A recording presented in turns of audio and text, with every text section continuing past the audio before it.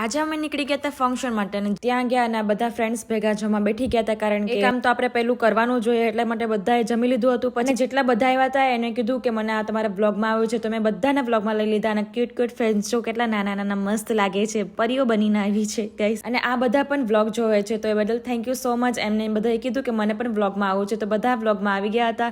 અને જે બ્લોગમાં આવ્યા છે એમની આઈડી પરથી કમેન્ટ કરજો. બ્લોગમાં તો આવી ગયા પણ બધાને કમેન્ટ કરવું જ પડશે કારણ કે આ બ્લોગ એ લોકો જોતા જ હશે. કેક દેખાય ત્યાં નાના છોકરાઓ ના હોય એવું તો બને જ નહીં એટલે બધા લાઇનસર લાગી જ ગયા હતા કેક લેવા માટે. આ ફંક્શન હતો માનસીનો અને મોનિકભાઈનો. માનસીનું બેબી શાવર હતું એટલા માટે અને કેટલું ડેકોરેશન ત્યાં સરસ હતું. અને મેં પહેલી વાર એન્કરિંગ કર્યું અને પહેલી વાર કરે એટલે કેટલી નર્વસનેસ થાય અને કારણ કે સામે લોકો આપણે બેઠા હોય અને એન્કરિંગ કરતા હોય એટલા માટે તો એટલા ગભરામણ જેવા થઈ જાય.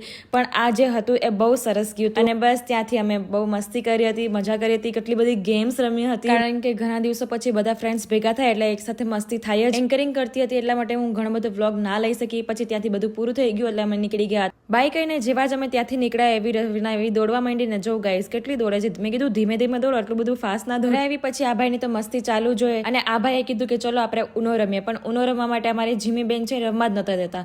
ત્યાર પછી મેં કીધું આ ટોલી બેગ દેખાડે. આ ટોલી બેગ કેટલી સરસ છે ગાઈસ. આ ટોલી બેગ જસ્ટ 900 રૂપિયાની જ આવી છે. જો તમે હવે પ્રાઇસ જોશો આની તો શાયદ 1300 રૂપિયા થઈ ગયા છે. તો thank you for watching. Bye bye guys. અગર વ્લોગ ગમ્યો હોય તો લાઈક શેર સબસ્ક્રાઇબ કરવાનું ભૂલતા નહીં અને ઇન્સ્ટાગ્રામ પર જોતા હોય તો ફોલો કરવાનું પણ ભૂલતા નહીં. Bye bye.